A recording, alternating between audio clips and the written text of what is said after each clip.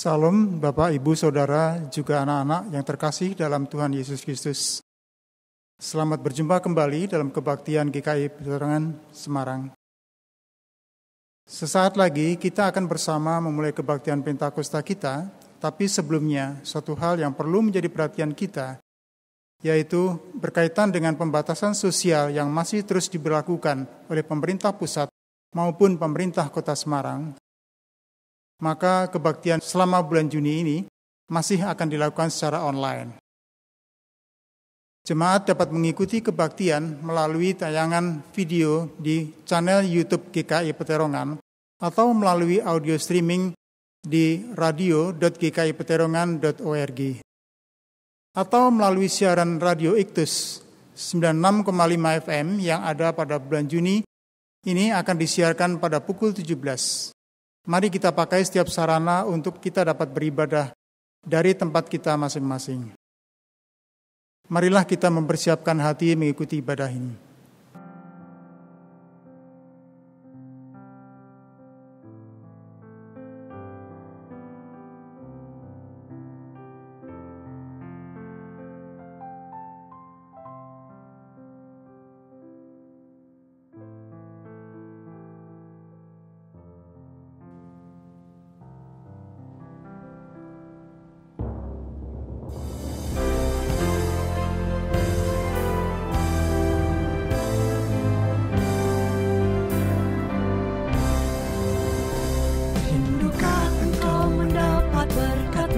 Yang penuh di seluruh hidupmu.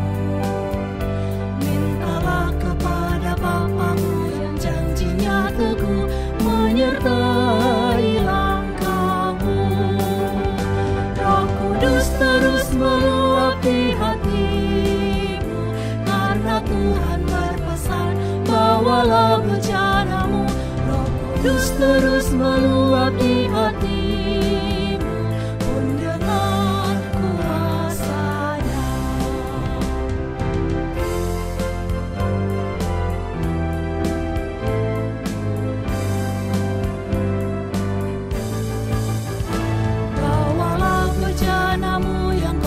pada penebus, wahai kawan yang lesu. Dengan hati yang rendah tetap nantikan Roh Kudus masuk dalam hatimu.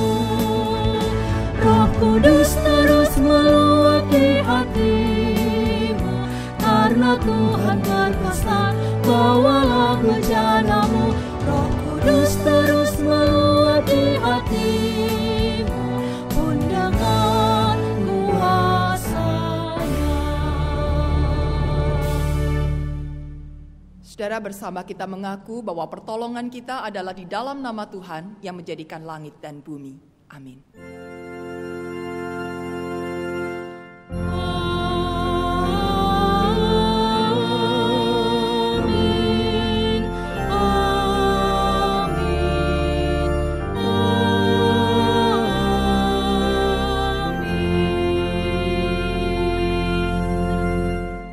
Damai sejahtera bagi saudara sekalian dimanapun saudara berada. Selamat hari Minggu, Bapak, Ibu, Saudara, dan anak-anakku sekalian. Dan sekaligus pada hari ini kita memperingati Pentakosta, hari di mana Roh Kudus dicurahkan bagi umat manusia. Nah, saudara, Pentakosta kali ini sekaligus juga menjadi pembuka bagi bulan misi yang akan kita peringati selama bulan Juni nanti. Tema besar di dalam bulan misi adalah menjangkau yang tak terjangkau. Kita rindu bagaimana misi Allah dapat diberikan kepada seluruh umat manusia tanpa batasan-batasan. Mereka yang selama ini tertinggal, yang tersisih, yang tak terjangkau, kita rindu mereka juga mendapatkan jamahan kasih Allah melalui pemberitaan-pemberitaan kita. Dan secara khusus hari ini tema kita adalah menjangkau melampaui batas-batas. Firman Tuhan di dalam Kisah Para Rasul 10 ayat 34-35 menolong kita mengerti demikian. Lalu mulailah Petrus berbicara, katanya, "Sesungguhnya aku telah mengerti bahwa Allah tidak membedakan orang. Setiap orang dari bangsa manapun yang takut akan Dia dan yang mengamalkan kebenaran berkenan kepadanya. Amin. Kini bagi kita diberi kesempatan untuk mengakui dosa-dosa kita di hadapan Tuhan. Mari kita berdoa. Ya Bapa, kami percaya bahwa Roh Kudus telah dicurahkan bagi seluruh umat manusia. Roh Kudus itulah yang memberi daya bagi kami untuk berkarya bersama dengan Allah, menyampaikan berita kebenaran, menyampaikan Injil Yesus Kristus kepada seluruh umat manusia. Namun seringkali kami mengabaikan tanggung jawab ini. Kami dengan berbagai macam alasan kami menolak, entah karena tidak bisa, karena sibuk, karena tidak tahu apa yang harus dilakukan, dan serentetan alasan-alasan lainnya, sehingga kami tidak bersegera melakukan karya misi Allah. Padahal Engkau sudah memperlengkapi kami, Engkau sudah memberikan karunia dan berbagai talenta kepada kami. Ampunilah ya Bapa, kalau selama ini kami hanya sibuk dengan urusan masing-masing dan melalaikan tanggung jawab ini. Sehingga masih banyak orang yang belum mengenal Engkau. Masih banyak orang yang hidup dalam kegelapan. Masih banyak orang yang tenggelam di dalam dukanya. Masih banyak orang yang belum mengenal cinta kasih Allah. Ampunilah kami, dan biarlah Engkau masih berkenan memberikan waktu sekali lagi bagi kami untuk mengerjakan misi yang mulia ini. Kiranya nama-Mu dipermuliakan dalam segala misi yang dilakukan oleh umat manusia.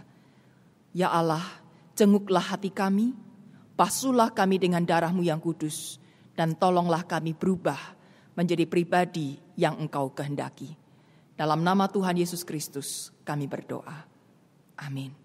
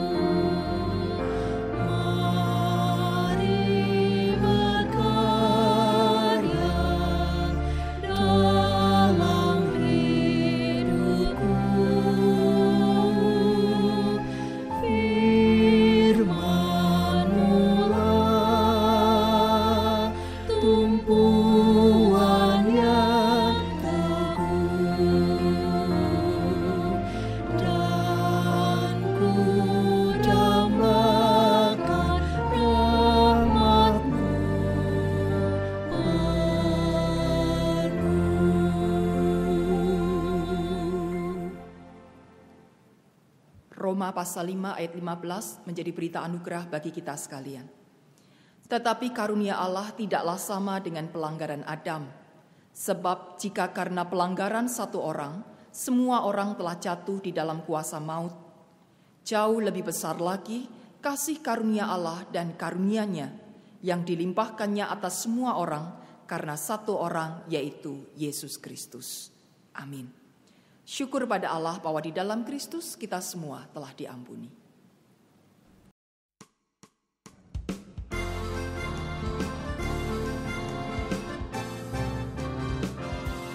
Apinya berkobar dalam hatiku, ku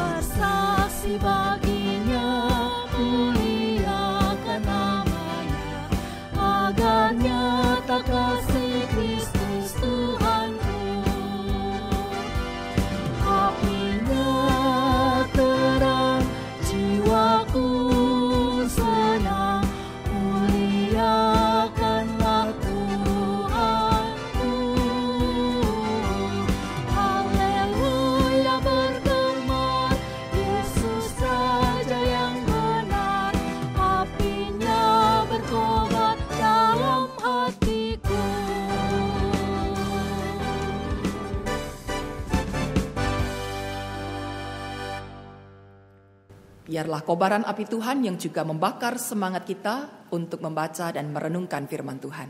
Mari kita berdoa. Saat ini ya Bapa, kami datang memohon kasih pertolongan Tuhan ketika kami membaca dan mendengarkan firman-Mu, supaya kami yang lemah dan terbatas ini sungguh-sungguh ditolong oleh terang Roh Kudus di dalam kami mengerti, menghayati, dan melaksanakan firman-Mu.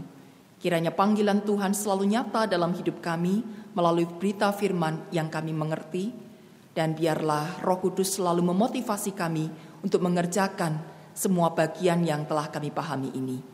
Berbicaralah secara pribadi kepada kami dimanapun kami berada, dan biarlah nama-Mu yang selalu dipermuliakan atas setiap firman yang telah diberitakan. Hanya di dalam nama Tuhan Yesus Kristus kami berdoa. Amin.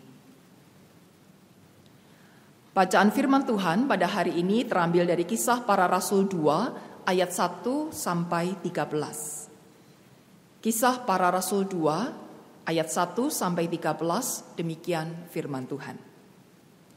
Ketika tiba hari Pentakosta, semua orang percaya berkumpul di satu tempat. Tiba-tiba turunlah dari langit suatu bunyi seperti tiupan angin keras yang memenuhi seluruh rumah di mana mereka duduk. Dan tampaklah kepada mereka lidah-lidah seperti nyala api yang bertebaran dan hinggap pada mereka masing-masing. Maka penuhlah mereka dengan Roh Kudus, lalu mereka mulai berkata-kata dalam bahasa-bahasa lain seperti yang diberikan oleh Roh itu kepada mereka untuk mengatakannya. Waktu itu di Yerusalem, diam orang-orang Yahudi yang saleh dari segala bangsa di bawah kolong langit. Ketika turun bunyi itu, berkerumunlah orang banyak. Mereka bingung karena mereka masing-masing mendengar rasul-rasul itu berkata-kata dalam bahasa mereka sendiri. Mereka semua tercengang-cengang dan heran, lalu berkata, "Bukankah mereka semua yang berkata-kata itu orang Galilea? Bagaimana mungkin kita masing-masing mendengar mereka berkata-kata dalam bahasa kita sendiri, yaitu bahasa yang kita pakai di negeri asal kita? Kita orang Parsia, Media, Elam, penduduk Mesopotamia, Yudea dan Kapadokia, Pontus dan Asia, Frigia dan Pamfilia, Mesir dan daerah-daerah Libya yang berdekatan dengan Kirene, pendatang-pendatang dari Roma, baik orang Yahudi maupun penganut agama Yahudi, orang Kreta dan orang Arab. Kita mendengar mereka berkata-kata dalam bahasa kita sendiri tentang perbuatan-perbuatan besar yang dilakukan Allah. Mereka semuanya tercengang-cengang dan sangat termangu-mangu sambil berkata seorang kepada yang lain, "Apakah artinya ini?" Tetapi orang lain menyindir, mereka sedang mabuk oleh anggur manis. Amin. Demikianlah firman Tuhan.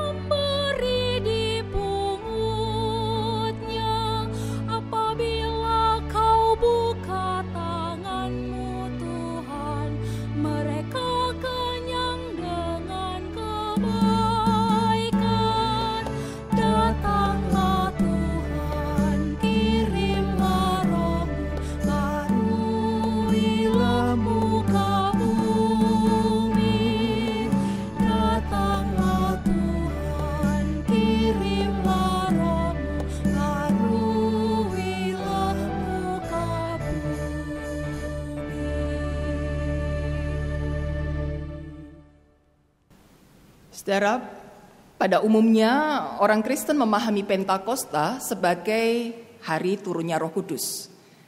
Tetapi kalau kita lihat di dalam Perjanjian Lama, saudara, Pentakosta merupakan hari raya orang Yahudi yang sudah lama mereka peringati dan mereka rayakan.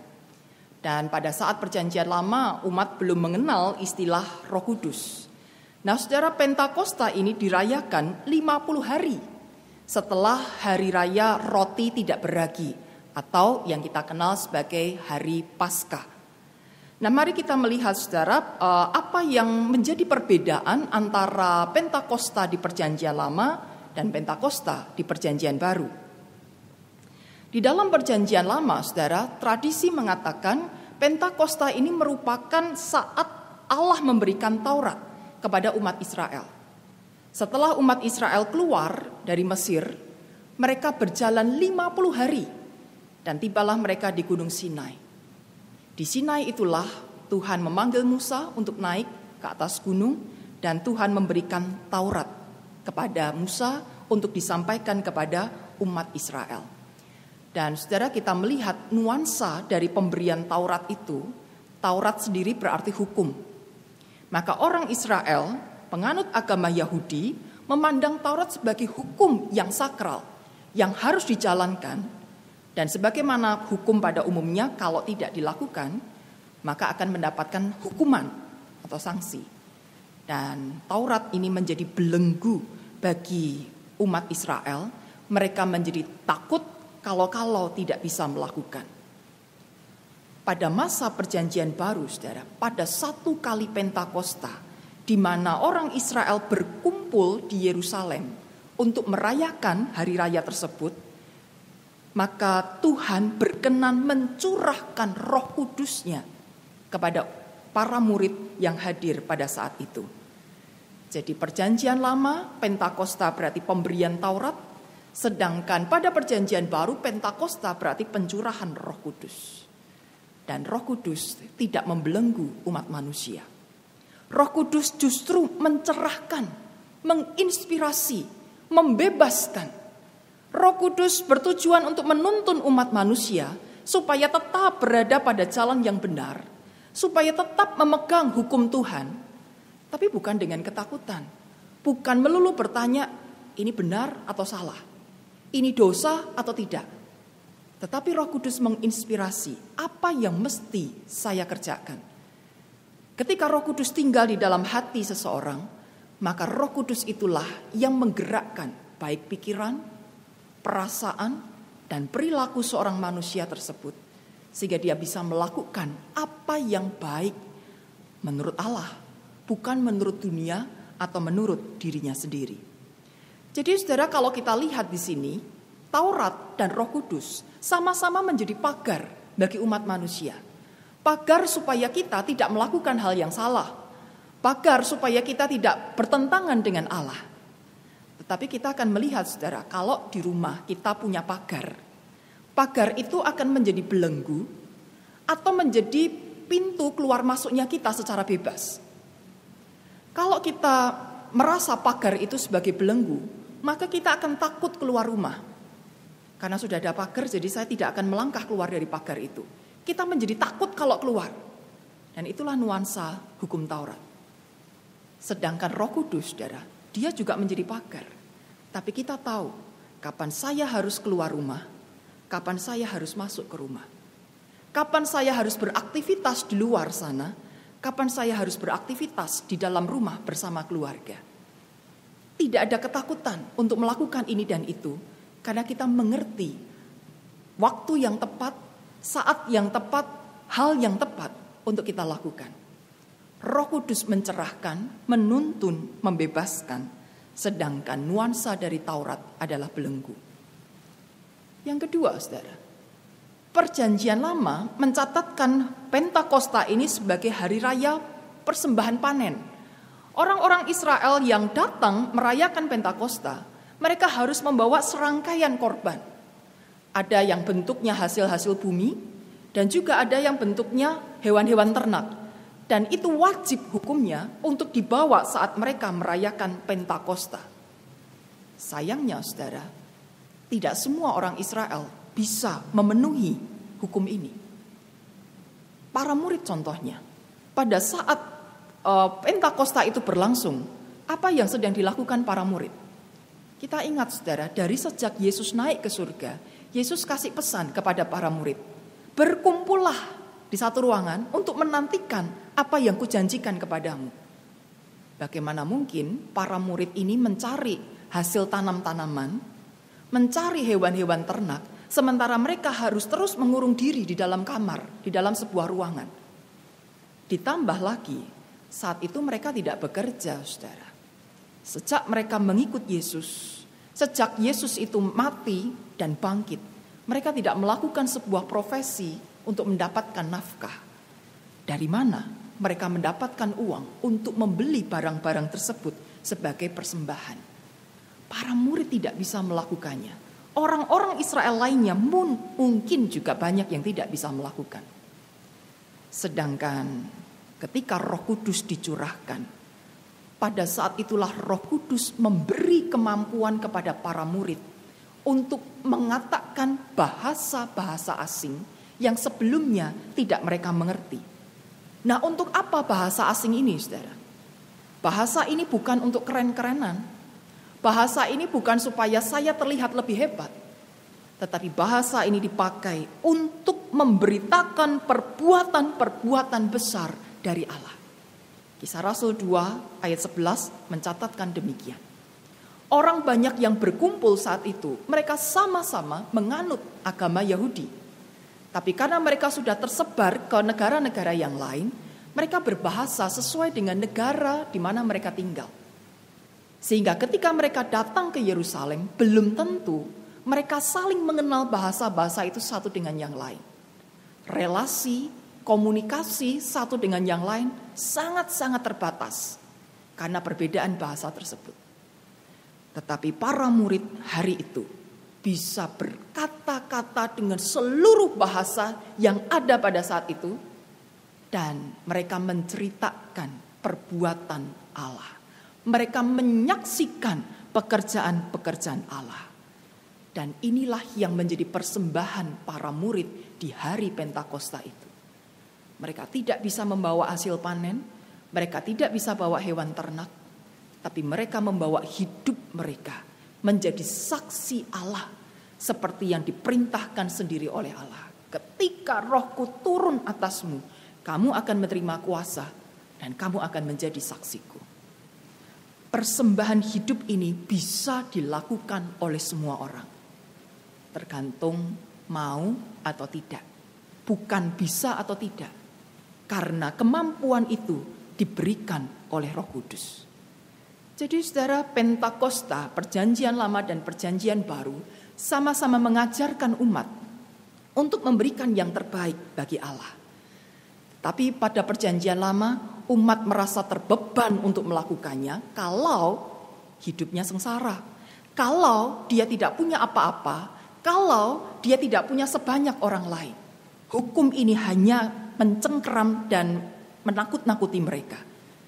Sementara Perjanjian Baru, Allah berkenan memberikan makna yang lain, supaya siapapun dari kalangan manapun, apapun status sosial kita bisa memberikan yang terbaik buat Allah. Sebuah persembahan hidup yang indah. Nah, Bapak Ibu Saudara dan anak-anakku sekalian, kesaksian yang diberikan oleh umat manusia ini menggunakan bahasa. Ada macam-macam bahasa di muka bumi ini, saudara. Dan kalau kita ingat cerita di Perjanjian Lama, kisah Menara Babel. Gara-gara umat manusia ingin mendirikan menara yang tinggi untuk menyamai Allah, maka Allah menyerakkan semua umat manusia itu ke berbagai tempat. Dan salah satu cara menyerakkannya adalah dengan membeda-bedakan bahasa sekelompok orang dengan kelompok lainnya. Karena tidak nyambung ngobrolnya, bahasanya beda, maka mereka tidak bisa bersatu. Yang sama bahasanya mengelompok sendiri, demikian juga orang-orang lainnya. Allah menggunakan bahasa untuk mengkotak-kotakkan manusia, untuk membagi-bagi manusia, karena mereka telah melanggar kehendak Allah. Bahasa di sini mendapatkan makna perusakan, saudara. Sehingga bahasa itu membuat manusia terpisah dan pada akhirnya juga menimbulkan fanatisme dan eksklusivisme. Entah itu sebuah agama atau sebuah budaya yang biasanya juga terhubung oleh bahasa tertentu. Ini agamaku, ini budayaku menggunakan bahasa ini. Aku berbeda dengan engkau dari agama itu, budaya itu, dengan bahasa itu. Kita tidak bisa bersatu. Apa yang kita bicarakan pun beda. Karena kita memang semuanya berbeda. Dan pada saat perjanjian baru, ketika Roh Kudus dicurahkan dalam diri para murid, Roh Kudus itu memperbarui bahasa. Yang tadinya sangat eksklusif dengan bahasanya, ini bahasaku, ini agamaku, ini ajaranku. Pada hari itu Tuhan membuat para murid bisa mengucapkan bermacam-macam bahasa itu untuk menyampaikan perkara besar dari Allah.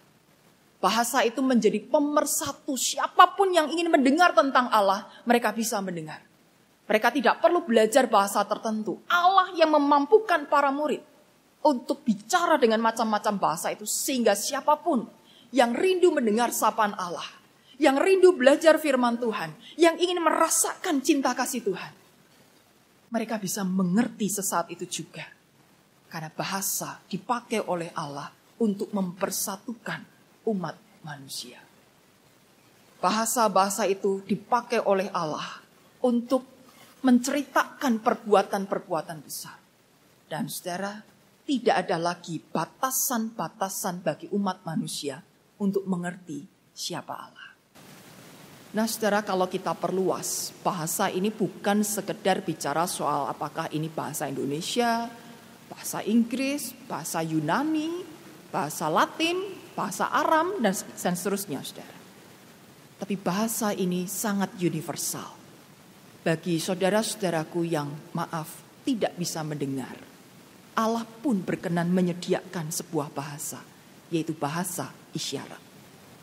Bagi setiap orang-orang yang menyandang disabilitas tertentu, Tuhan berkenan menyediakan sebuah bahasa.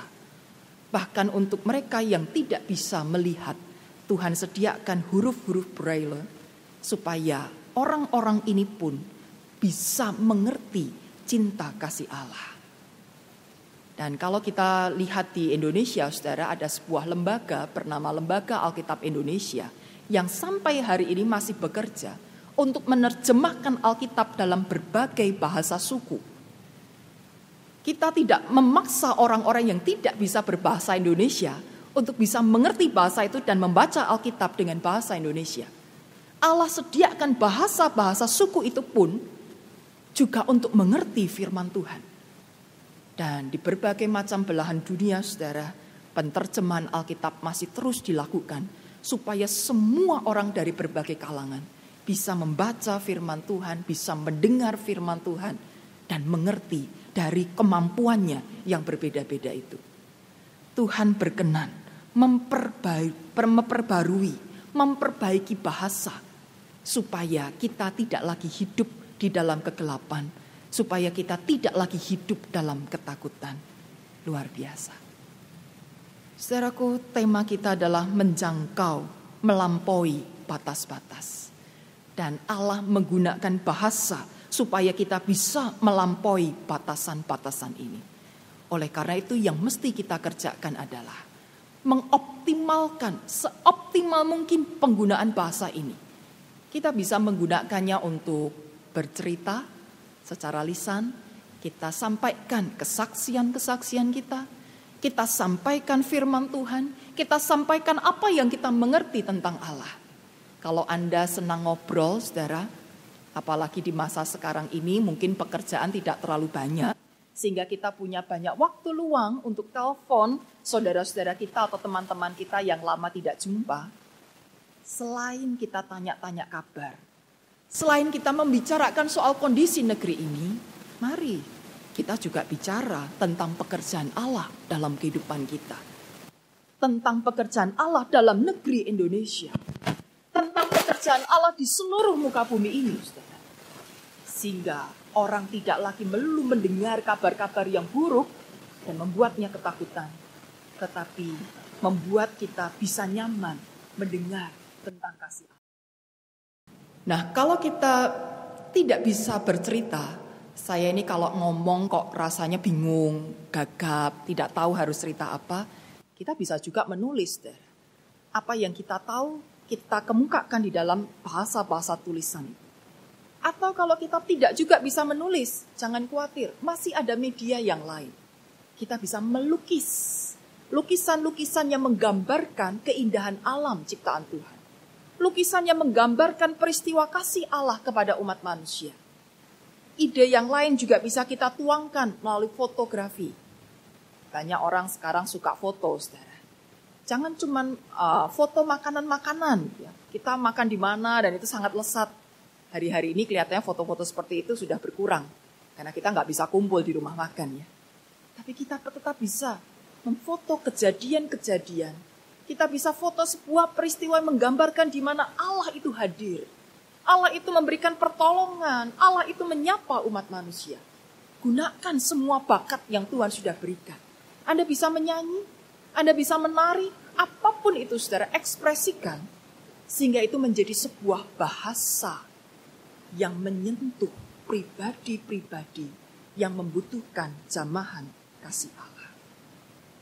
Dan kalau hari-hari ini kita punya banyak waktu untuk melihat, mendengar tayangan-tayangan, entah itu sebuah renungan, kebaktian, apakah itu sebuah pertunjukan, atau apapun yang Anda lihat, saudara. Kita jangan cuma suka melihat dan mendengar. Tapi jadikan semuanya itu bekal, sehingga kita bisa menularkan apa yang kita sudah ketahui itu kepada orang-orang lain lagi yang kita jumpai. Mungkin mereka yang belum terjangkau oleh media-media komunikasi tersebut, tapi kita bisa menjangkaunya dengan hal-hal yang sederhana. Mari kita pakai semua media yang ada untuk bisa menyampaikan peristiwa kasih Allah ini kepada orang-orang di sekitar kita. Dan jangan lupa saudara, bahasa ini adalah karya Roh Kudus. Itu bukan kemampuan kita. Maka supaya kita berhasil di dalam melaksanakan misi ini, kita mesti bergantung pada Roh Kudus. Bukan bergantung semata pada bakat dan kemampuan kita. Tapi kita lakukan bakat-bakat itu dengan bersandar pada kekuatan Roh Kudus. Maka Roh Kudus itulah yang akan memampukan kita untuk mengerjakan pekerjaan-pekerjaan misi ini. Untuk menjangkau, melampaui batasan-batasan yang ada. Sehingga seluruh umat manusia di dunia ini, semua kalangan bisa ikut mendengar dan merasakan betapa besarnya kasih Allah. Sehingga keadaan mau naik, mau turun, mau baik, mau buruk, mau mudah, mau sulit. Kita tidak lagi terus bertanya sampai kapan. Banyak orang saat ini bertanya-tanya sampai kapan virus ini ada dan kapan semuanya itu akan berlalu. Percuma kita tanya karena kita tidak pernah tahu waktunya. Akan lebih indah kalau kita bertanya, apa yang bisa saya lakukan di kondisi seperti ini untuk membagikan kasih Allah. Sehingga makin banyak orang merasa damai di situasi seperti ini, makin banyak orang merasa dikuatkan dan bersemangat untuk juga melakukan karya-karya yang baik. Dan juga untuk membagikan lagi cinta kasih Allah kepada orang lain lagi. Karena mereka mendengar dan merasakan dari kehadiran kita. Kiranya Tuhan menolong dan memampukan kita selamat merasakan kuasa Roh Kudus. Amin.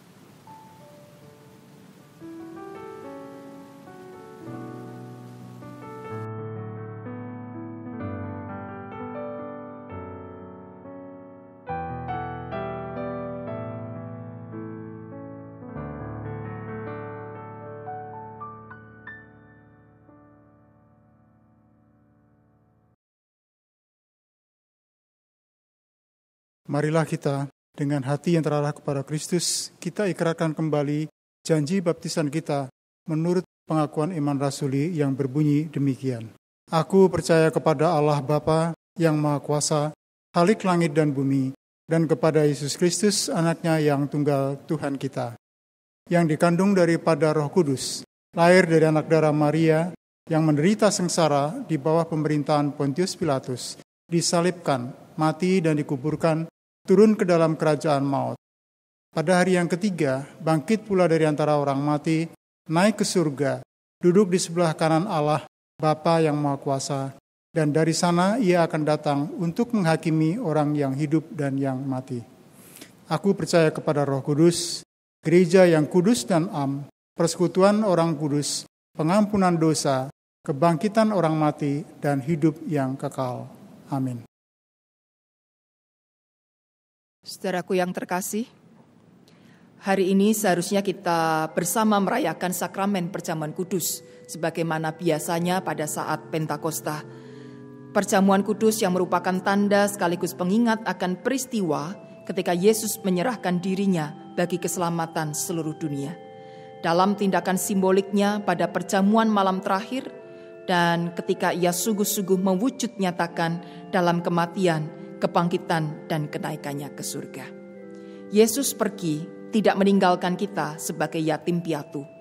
Roh Kudus datang, memperlengkapi kita dan memampukan kita untuk terus hidup mengerjakan panggilannya, hingga kelak ketika ia datang kembali bersama dengan semua orang percaya, kita dikumpulkan di sekitar meja perjamuan Tuhan dalam kerajaan surga.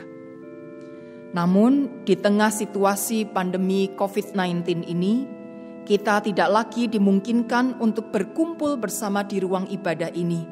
Kita tidak bisa memecah roti dan menuang anggur. Kita tidak bisa menikmati perjamuan Tuhan di tempat ini. Namun, saya mengajak kita semua untuk senantiasa tetap mengarahkan hati kepada Tuhan. Karena sesungguhnya tidak ada satupun yang dapat menghalangi persekutuan kita dengan Kristus. Mari kita tidak hanya terpaku pada tanda-tanda yang terlihat, roti ataupun anggur, tetapi bersama-sama kita mengarahkan hati kepada Kristus yang mengasihi kita. Dengan kerendahan hati, kita mengakui bahwa kita tidak mampu merayakan perjamuan kudus pada saat seperti ini. Tapi dengan rendah hati, kita mengaku bahwa Allah tetap hadir dan mengasihi kita semua. Mari kita berdoa. Bapa Surgawi, kami percaya bahwa Engkau mampu hadir dalam sakramen perjamuan kudus. Namun Engkau juga mampu hadir di setiap kehidupan umat manusia. Kami mengasihi Engkau bukan hanya dalam tindakan sakramental, tapi kami juga mengasihi Engkau dalam segala keadaan. Kami beribadah di gereja maupun kami beribadah di rumah. Kami tahu Engkau tetap hadir bersama dengan kami, Engkau tetap mengasihi kami, Engkau tetap menguatkan iman kami.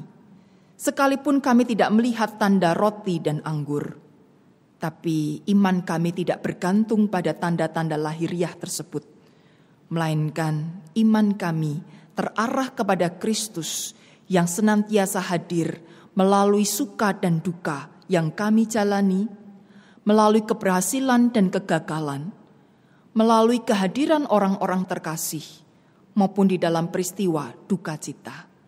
Ajari kami Tuhan, untuk tetap mengarahkan hati kepada Engkau di segala situasi kehidupan. Bahkan pada saat ini ketika kami memperingati Pentakosta, hari tercurahnya Roh Kudus, biarlah semangat kami terus dikobarkan untuk menghayati cinta kasih Tuhan, sekaligus untuk membagikannya kepada orang-orang yang kami jumpai, kepada orang-orang yang kami kenal, maupun yang tidak kami kenal, kepada sebanyak mungkin orang yang Tuhan percayakan kepada kami. Kiranya kami bersedia untuk memberitakan cinta kasih Allah, sehingga makin banyak orang yang percaya kepadamu dan juga hidup dalam damai dan ketenangan. Bapa Surgawi, saat ini kami juga terus mendoakan bagi pemimpin bangsa, baik di Indonesia maupun di negara-negara lain di seluruh dunia. Seringkali kami bingung antara memilih kesehatan dan ekonomi, menyelamatkan umat manusia dari penularan virus corona, atau menyelamatkan umat manusia dari kehilangan pekerjaan. Dua-duanya sama-sama penting. Tapi Tuhan, kami sadar, seringkali kami tidak bisa memilih semuanya. Oleh karena itu biarlah di dalam hikmat Allah, Engkau menolong para pemimpin bangsa ini untuk mengerjakan bagian yang sebaik-baiknya. Kalaupun ada resiko yang harus dipikul, biarlah itu resiko yang terkecil. Dan Engkau juga menolong seluruh umat manusia, seluruh lapisan masyarakat, untuk bisa memahami situasi yang ada. Dan dengan hikmat pula dari Engkau, kami mengerjakan bagian yang terbaik. Terus berupaya menjaga diri, menjaga kesehatan, supaya kalaupun kami beraktivitas, bekerja, mencari nafkah, kami tidak lakukan dengan sembrono dan dengan mudahnya tertular penyakit demi penyakit. Bapa Surgawi, kami juga membawakan doa bagi tenaga-tenaga medis yang sampai hari ini terus bekerja. Mungkin ada yang mulai lelah. Kiranya Engkau menopang mereka. Kami tidak bisa menuntut mereka terlalu banyak, karena kami sadar tugas ini tidak mudah. Namun biarlah di dalam lindungan kasih Tuhan, Engkau yang menolong para tenaga medis ini untuk berupaya seoptimal mungkin, mengerjakan bagiannya dengan baik, dan selebihnya biarlah karya kasih Allah yang bekerja bagi orang-orang yang sakit, orang-orang yang membutuhkan pertolongan secara medis. Bapa Surgawi, berkati pula kalau saat ini ada banyak saudara-saudara kami yang rindu untuk pulang ke kampung halaman. Biarlah kami belajar untuk menahan diri. Tidak semua yang kami senangi dan kami inginkan bisa terlaksana. Ketika keadaan memang belum memungkinkan, kiranya menahan diri menjadi pilihan yang terbaik, supaya penyebaran virus ini bisa segera dihentikan atau setidaknya diminimalkan. Terima kasih Bapa untuk kesetiaan-Mu mendengar doa-doa kami. Kiranya Engkau yang terus hadir di dalam setiap doa pribadi kami yang berdoa di tempat yang tersembunyi, kami yang berdoa bersama dengan anggota keluarga kami atau teman-teman kami. Mari Engkau dengar dan Engkau memberi jawab yang terbaik, dan ajari kami untuk terus bersandar hanya kepadamu saja. Kami menyerahkan seluruh doa ini di dalam satu nama Tuhan Yesus Kristus, yang berkenan mengajar kami berdoa. Bapa kami yang di surga, dikuduskanlah nama-Mu. Datanglah kerajaan-Mu, jadilah kehendak-Mu di bumi seperti di surga. Berikanlah kami pada hari ini makanan kami yang secukupnya. Dan ampunilah kami akan kesalahan kami, seperti kami juga mengampuni orang yang bersalah kepada kami. Dan janganlah membawa kami dalam pencobaan, tapi lepaskanlah kami dari yang jahat. Karena Engkaulah yang empunya kerajaan dan kuasa dan kemuliaan sampai selama-lamanya. Amin. Dalam setiap peringatan Pentakosta, kita diberi kesempatan untuk menyampaikan persembahan syukur tahunan atau Thanksgiving Day sebagai bentuk syukur kita atas berkat Tuhan yang diberikan sepanjang tahun yang telah berlalu. Namun kita bersama juga memahami bahwa saat ini kita sedang menghadapi situasi yang sulit terkait dengan adanya pandemi COVID-19. Untuk itu, marilah kita setiap pribadi menggumulkan bersama dengan Tuhan mengenai persembahan syukur tahunan kita ini. Kita percaya bahwa Tuhan mengenal hati dan mengerti setiap keadaan kita. Oleh karena itu, apapun yang kita lakukan dan tidak lakukan terkait dengan persembahan syukur tahun ini, mari kita melakukannya dengan penuh syukur dalam tuntunan dan hikmat Tuhan. Dengan segenap percaya bahwa Tuhan akan selalu memberkati anak-anaknya. Untuk tahun 2020 ini, persembahan syukur tahunan yang terkumpul akan digunakan sebagai dana kemanusiaan untuk menolong sesama yang membutuhkan. Berikut ini ada 3 cara yang kiranya menolong saudara untuk dapat memberikan persembahan dimanapun saudara berada.